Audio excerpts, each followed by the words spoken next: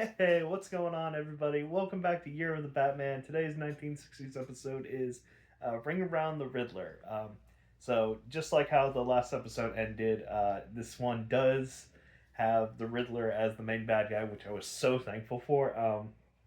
I think how this season's going to go is it's just going to end every episode with a cliffhanger, and then that's how it continues on because this one entered a cliffhanger, and I looked ahead because I was curious, and it does lead back to that. So that's gonna kind of be fun layout.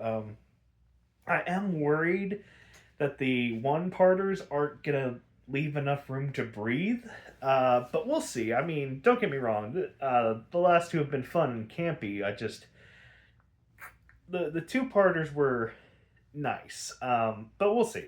Anyway, so Riddler, his plan is to start kidnapping all these famous boxers, and he's also at the same time intimidating this like I guess I want to say Indian. Maybe he's doing this like terrible Indian Middle Eastern accent. I don't know if it was purposely bad or if this was just like 1960s acceptable bad. But yeah, he's supposed to be this fighter, and he's trying to challenge like Gotham's greatest. But obviously, the Riddler, he keeps taking them out and wiping their memories and putting them into the steam room and making them useless. So he's just getting rid of the competition. So he leaves a riddle and and it has something to do with like a temple or something. I can't remember the exact name of it. Um, but oh, I'm getting ahead of myself. He had something to do with like the tickets for like betting, um, and he left like this device that like hypnotizes the person. So he hypnotizes, I guess, a bookie of some sort. And Barbara Gordon, she was there at the right time, and she steps in and takes the box and delivers it to Commissioner Gordon, who delivers it to Batman because, God forbid, they actually at least attempt to take care of a villain. So, you know, there's that. So they're looking at the riddle and something about like this temple or whatever, and Commissioner Gordon's like, "Oh, my Barbara, she studied all about that in college." And it's funny. So usually in modern day Batman, he like there's the running joke of him just like disappearing, and they like mid conversation. Batgirl does this a lot in the show because I guess she's very secretive. So it is kind of funny for like a Batman who like never really disappears. He's always like, "Oh, I'm out," or "Goodbye," or like you always see this Batman purposefully leave. It's funny seeing like another member of the Bat family just like completely vanishing, and Batman's like, "Huh, it's weird." Um, but anyway, so Joker, he keeps on taking more, I guess, competition out of the way, and Barbara, her and her dad, they see this, I guess this like the meeting, whatever, and it's like of the manager and the Riddler, who's like in his disguise, and he's like, "Yes, yes, have got a strong diet of camel," like a really bad accent. I'm not gonna try and intimidate it or imitate it. It's it's just something else. But he's like, "Yeah, I can't wait to fight off Batman and whatnot." And Barbara, she like sees right through him. She's one thing, he's like wearing the straight up Riddler mask, and she's like, "Yeah, that's that guy. That guy's fishy. I don't like him." Which, if he wasn't the Riddler, Barbara, that'd be a little racist. So maybe watch it. You're on thin ice, Barbara. So Batman and Robin, they're chasing down other clues, while Barbara, she goes in to investigate the fake boxer, which leads her to the Riddler cave. And he, aside from like his manager, who I don't want to say anything, but like usually the women on the show are a lot more beautiful, and she was not. But she's there, and also he has another. henchwoman, and her name's like Siren or something, and she has the ability to like take control of men just by like letting out this absolutely piercing sound. So she tries it on Batgirl, but apparently it only works for men. So Batgirl's about to fight, and before she can, she gets captured and thrown in the steam room. And I will say I was a little disappointed. Like they all literally say, "Quick, everyone, put your earmuffs on," and Batgirl's just like, "What you doing?" I'm just like, Batgirl, like you're about to be attacked with some ear-related device. At least do this, damn girl. So they get put her in the steam room, and it's really annoying because they go to get her back because they got another boxer, and they're like, "Oh, guys, Batgirl's gone," and really like, "No shot." But it's so annoying. They don't explain how. They don't explain like why. Like she just got unstuck off screen. I'm like, I kind of would have enjoyed that, but whatever. Um, so she escapes, and then I guess at this point, Riddler has gotten rid of all the competition. So he challenges Batman to a fight and calls him a coward on the radio. So Batman, he's like, nobody calls me a coward, I accept.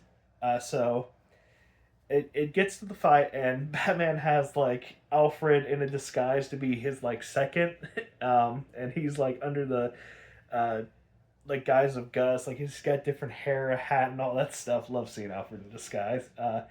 And then obviously when it comes to the unmasking, the big new wrestler guy in town is Riddler, and there's this really funny joke. I don't know if it was scripted or not, or really good acting.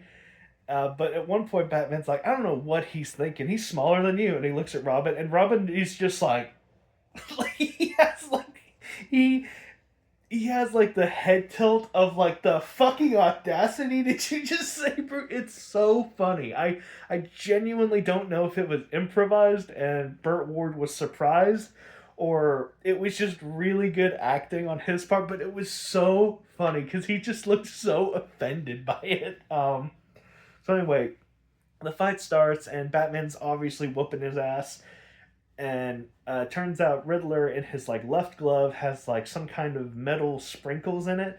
So if he punches Batman with it, the sprinkles will get all over him, and they'll turn a magnet on, which will keep him in place. So he does that, which is kind of funny. He like winds up his hand. He's like, "Batman, look at this, look at this," and he like is winding it up like really, really dramatically, and then he socks him with the other hand. I'm like, okay, Riddler, dick move, but that's funny. So Batman's caught in place, and Riddler, he's actually doing a little bit more fighting now because Batman's at such a disadvantage. And in the audience, because he's like has this huge event, Commissioner Gordon's there, Barbara's there, all these people are there, even Aunt Harriet's there.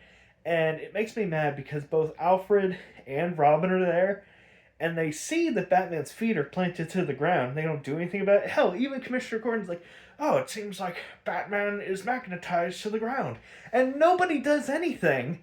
And Barbara's like, "Oh, I have to excuse myself," so she goes off and changes into her Batgirl costume, and then she takes out the one henchwoman, not the Siren, the other one, um, and turns off the magnet. So she's whooping her ass and chases her away. And then Batman, he's like starts really getting into it, or he's about to, and Riddler's like, "Yeah, guys, you ready for me to knock him out?" Because he's not facing him. And he's like, "All right, you guys watch this." And he turns around and punches the air. He's like, "Oh shit!" And him and his like cronies, they like head for the hills. So they go back to their one hideout, and the one girl's there, the less attractive one, I'll say, and she's just like all huddled up on the ground, and Riddler's like, "What the hell are you doing?" And she like points up, and like Batwoman, she's like on this pole just sitting down, taunting her. I'm like, "Batwoman, what was your plan here? Were you just like, if you move, I'll fuck you up? All right, all right, are you hearing me? Don't fucking move. I will kill you." Like, what if Batman knocked out the Riddler and got all the henchmen at the ring? Because what was her plan? Just to wait there the whole time? Like, what if like an hour had passed and Batwoman's like, huh? Or I think in this one she's Batgirl. I want to say, yeah, I think it's Batgirl. So she's like, it, they point up, and then the fight starts, and obviously Batman and Robin come in, and Alfred as Gus, he comes in too as part of the fight. So everybody starts fighting with each other. And then the Riddler, he's really worn out, literally to the point where Batman, he's literally just goes boop, and he's falling back. And Alfred, he's like holding a bowling pin or something. He bashes the shit out of his head. I'm like, Jesus Christ, Alfred, you are out for blood. Why? It's so unnecessary. Like, if you see a guy that is like, just, you can poke them and they fall down, there is no need to bash their freaking skull in.